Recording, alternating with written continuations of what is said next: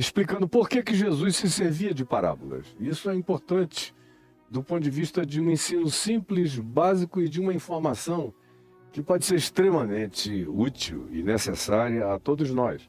Aqui está dito todas estas coisas, se referindo às parábolas, no contexto antecedente, a do fermento, a do joio e do trigo, enfim, a do semeador. Todas estas coisas, disse Jesus às multidões, ao povão. Ele respeitou a capacidade cognitiva do povo.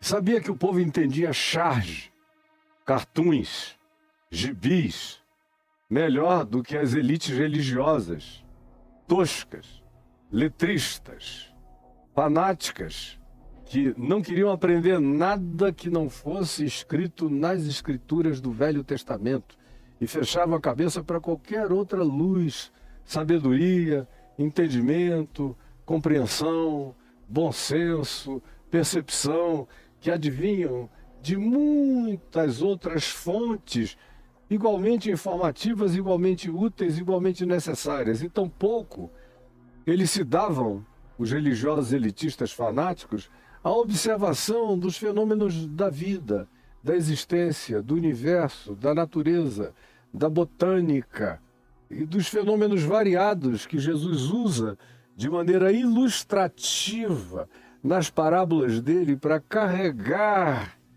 mensagens que pudessem ganhar um nível de percepção e de fixação e de apropriação por parte das multidões, que era o interesse dele, era comunicar essa pedagogia perene e duradoura que engravidasse a memória daquela geração e que a partir daquela geração fosse transmitida a outros de maneira oral. E é por isso que o nosso amigo Joaquim Jeremiah, um grande especialista acadêmico que eu respeitei muito como homem piedoso e amigo de alguns amigos meus pessoais que eu respeitei e venero a memória santa da vida deles até o dia de hoje, como o meu querido John Stott, como o meu amigo Andrew Kirk, como vários outros na Inglaterra, que foram pessoas de natureza acadêmica piedosa, bíblica, neotestamentária, cristocêntrica, como o meu amado John Stott, que já está na glória.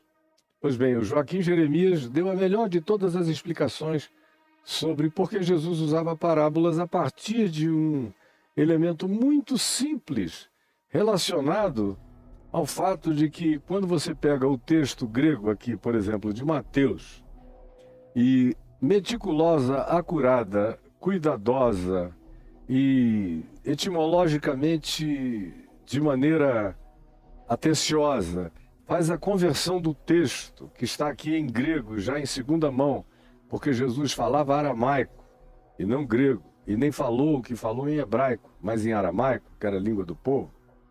Quando você faz essa transmigração etimológica e de interpretação e tradução e amoldamento do grego para o aramaico, você descobre uma coisa chocante.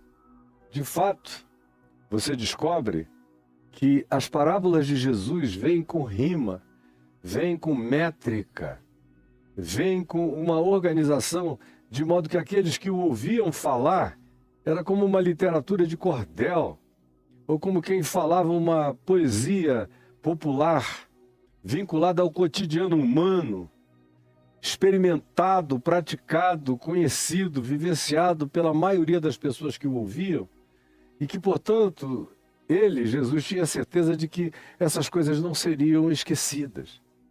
Ele preferiu que, ao invés de você ficar tirando fotografia dos eventos, você prestasse atenção no que estava sendo proposto e guardasse no coração. Essa é a psicologia cognitiva imediata de Jesus. Por quê?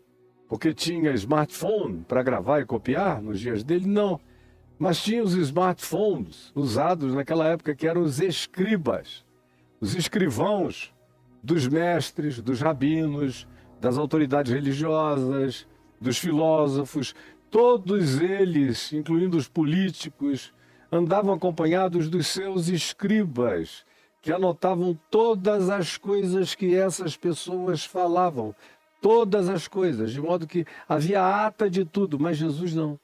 Jesus nunca se importou com as atas escritas. E a única alusão que a gente vê a Jesus escrevendo alguma coisa é na areia, em João no capítulo 8. E quando ele acaba de escrever, ele apaga. Porque outra vez ele tem um cuidado enorme para que até as letras dele não sejam fetichizadas.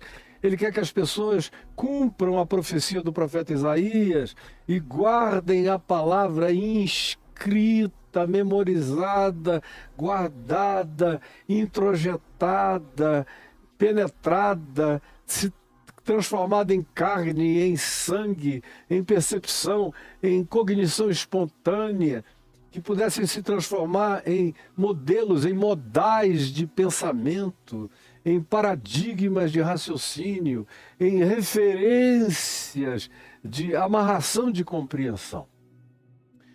E isso é Joaquim Jeremias nos dizendo. Agora, existem outros muitos aspectos de por que ele usava as parábolas.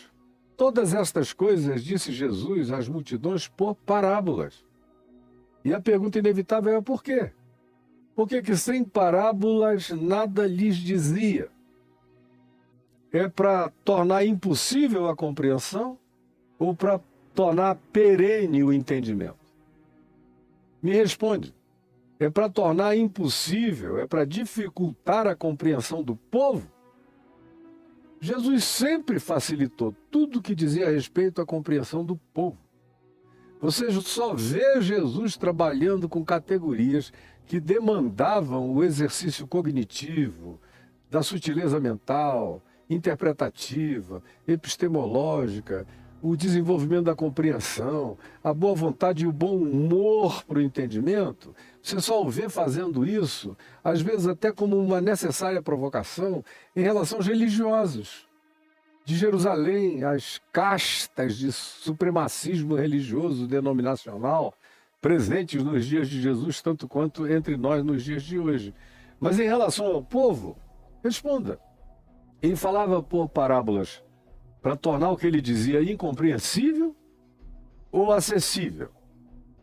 Ou da compreensão de qualquer pessoa que não precisasse ter treino acadêmico de nenhuma natureza, bastava ter experiência existencial, social e empírica de um cotidiano cheio de semeadura agrícola, cheio de pesca, cheio de observação sobre o clima, o tempo, o sol, quando chove, quando não chove, todos os elementos da natureza que ele usou para ilustrar como parábola o que ele dizia, ou para aqueles que eram mais pastoris, mais da pecuária, ele falava de ovelhas, de pastores, de bodes, de ovelhas, enfim.